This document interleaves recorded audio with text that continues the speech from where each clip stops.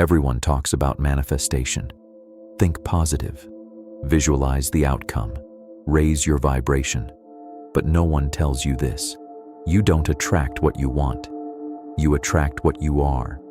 Your frequency, your emotional signature, is what calls reality into form, not your words, not your wishes. If you say, "I want love," but your frequency is fear, you attract people who confirm that fear. If you say, "I want abundance," but your energy is rooted in lack, you attract more reminders of that void. This is not punishment.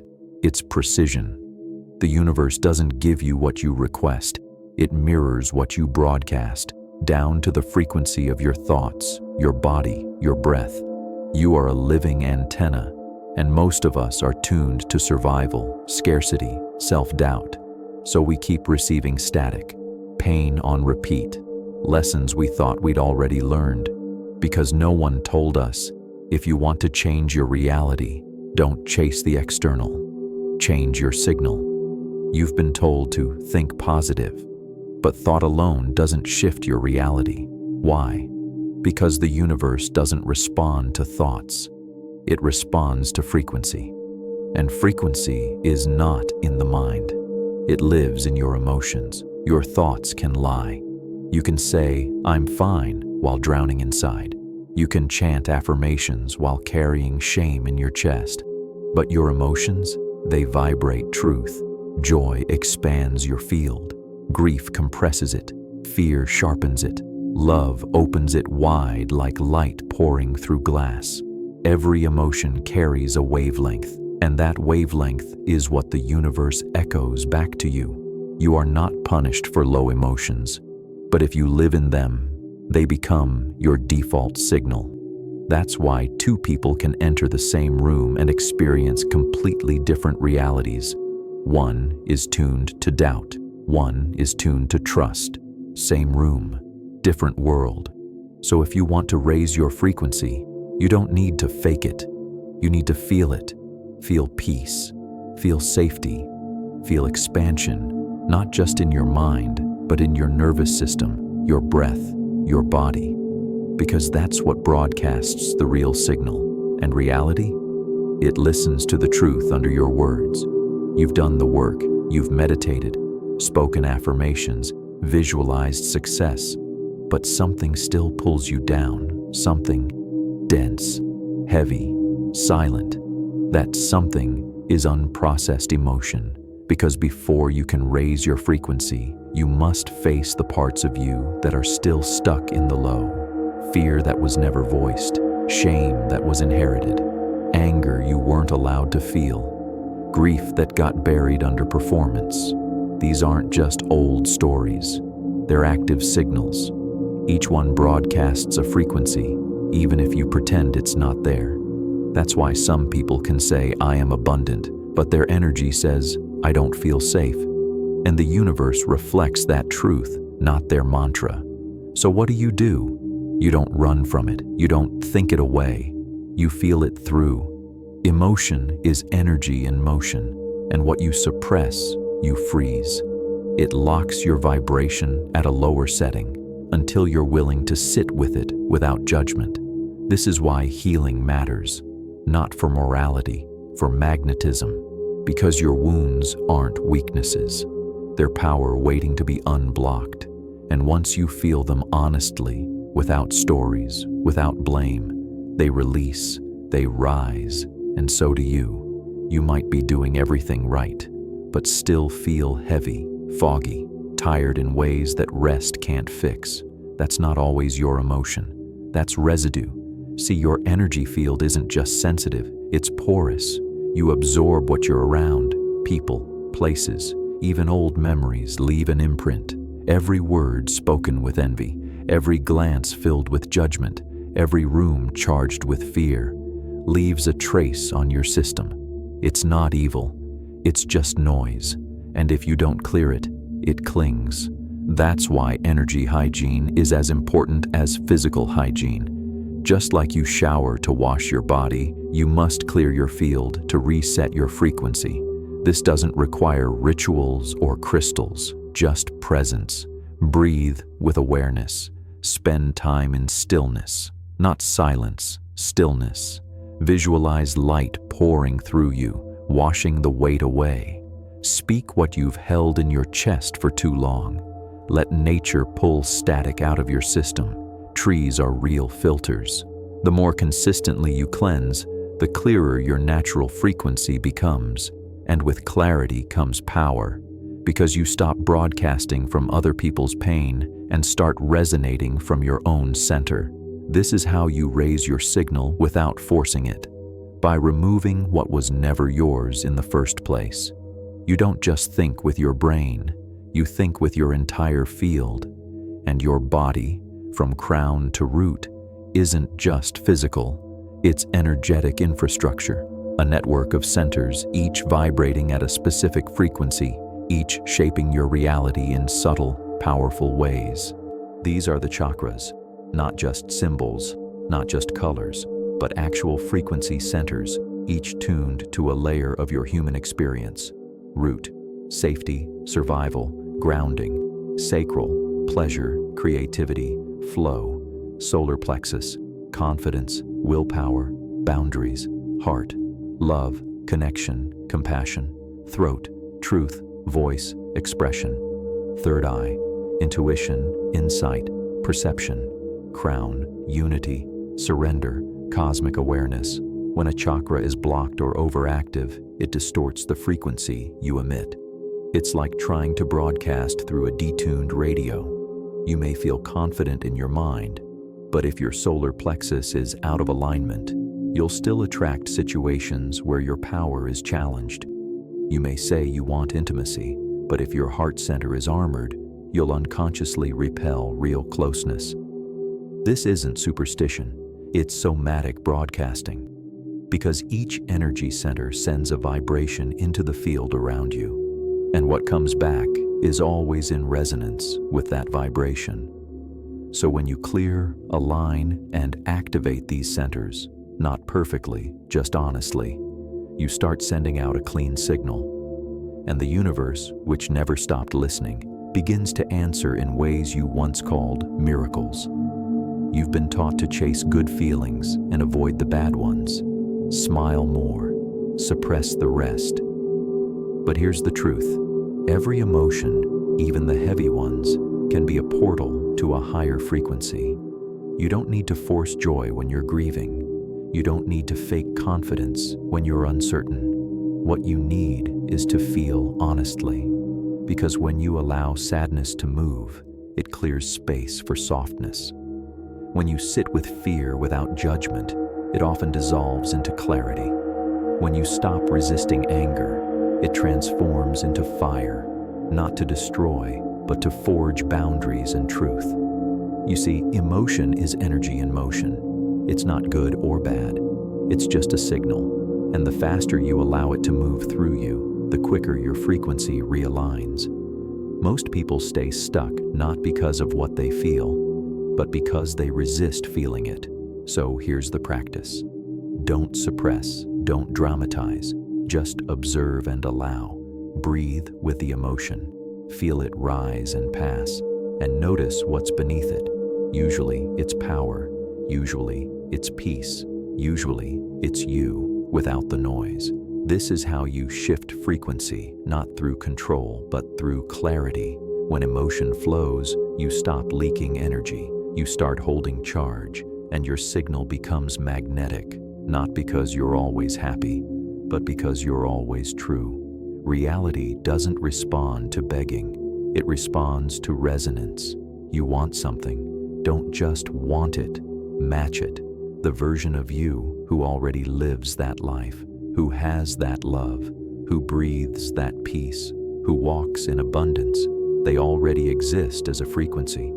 You don't chase them, you tune to them. How? Start with sensation, not thought. Ask yourself, if I were already living that life, how would my body feel? How would I walk into a room? How would I speak? How would I breathe? And then start doing that now, not to fake it, to call it in, because emotion is the language of the universe. And when you feel now how you'd feel then, you shorten the gap between the two. Most people live in delay. They say, "I'll feel safe when I get money. I'll feel loved when I meet someone. I'll feel worthy when I succeed." But the universe hears that as, "I'm not safe, I'm not loved, I'm not worthy." So it echoes that back. But when you flip the script, when you feel the frequency first, you collapse time. Desire stops being a distant hope and starts becoming a current signal. That's when the field responds, not out of pity, out of resonance. You don't attract what you chase, you attract what you already carry. So carry it now, live it now, and let the mirror adjust. You are powerful, but your power is shaped and sometimes distorted by what surrounds you. Because your frequency doesn't exist in a vacuum. It's affected by your environment, the people you speak with, the rooms you sit in, the music you play, the words you scroll past, the energy in your space. All of it is information, and your nervous system is always listening. This is why you can feel drained around certain people, even when they smile. It's why some places feel dense and others lift you effortlessly. It's not just mood, it's resonance. Your field is either being nourished or interrupted. There's no neutral, so if you want to raise your frequency, you must start asking, does this strengthen my energy or scatter it? And then act accordingly. Curate your inputs. Protect your mornings like sacred ground. Speak less with those who only know your old self. Spend time where your nervous system relaxes, not contracts. Let silence detox your field, not out of fear, but out of respect for what you're becoming. Because you're not just managing your life anymore. You're tuning a signal, and that signal gets louder when the noise around you quiets.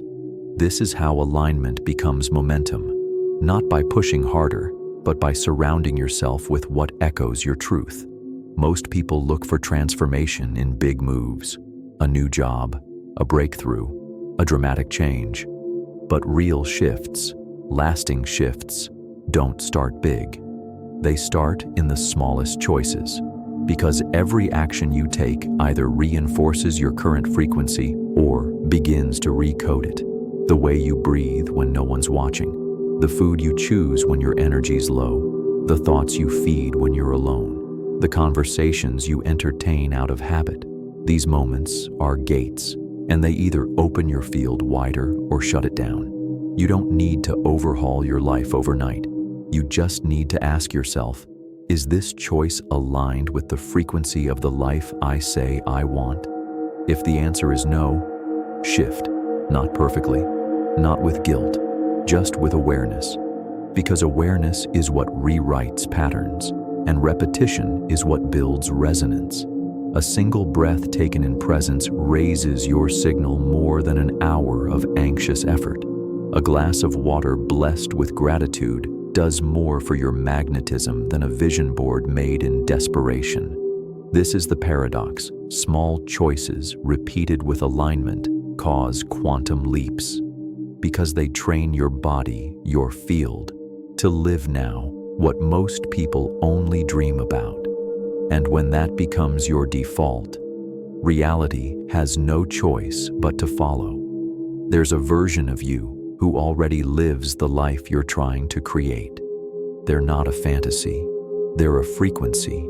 And every time you align with their habits, their mindset, their energy, you collapse the distance between you. This is not about pretending, it's about remembering. Because that future self is not far away. They're already encoded within you, waiting to be activated by your daily choices. So pause and ask, how does that version of me move through the world? What do they no longer tolerate? What do they say yes to? What is their baseline frequency? And don't just imagine it, embody it, speak like them, care for yourself like they would, respond to challenges like they already overcame them. Not because you're faking it, because you're tuning to it. And when you consistently align with that field, the version of you who's calm, clear, magnetic, abundant. You start becoming a match for the life they live. Synchronicities accelerate. Obstacles dissolve. Time seems to bend.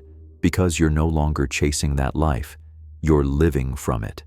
This is how transformation becomes reality, when you stop asking, "How do I get there?" and start declaring, "I already am."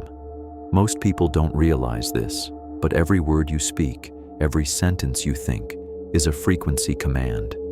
Language isn't just communication, it's vibration. Your voice carries energy. Your words shape your field. When you say, "I'm tired of this," "Nothing ever works for me," "I'll never get out of this," you're not just expressing frustration, you're anchoring a vibrational loop. And the universe, which mirrors, not judges, reflects that loop back to you with more experiences that match it. But when you shift your words, you shift your world, even slightly. I'm learning to hold more. I trust that clarity is on its way.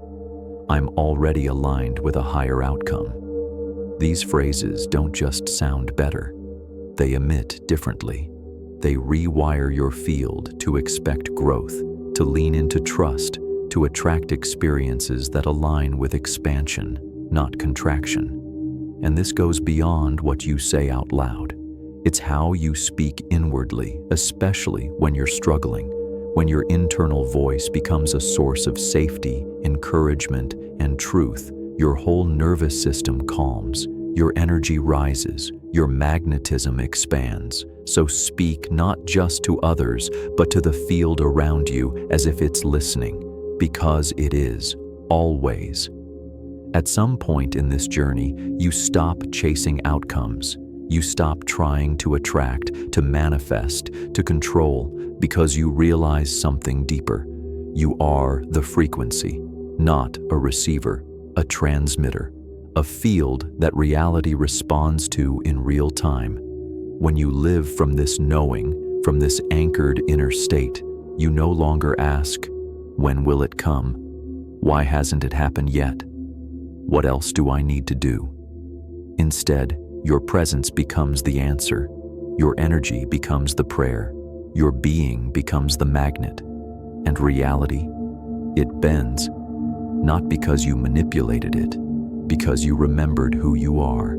A walking signal, a living code, a conscious participant in the unfolding of the universe.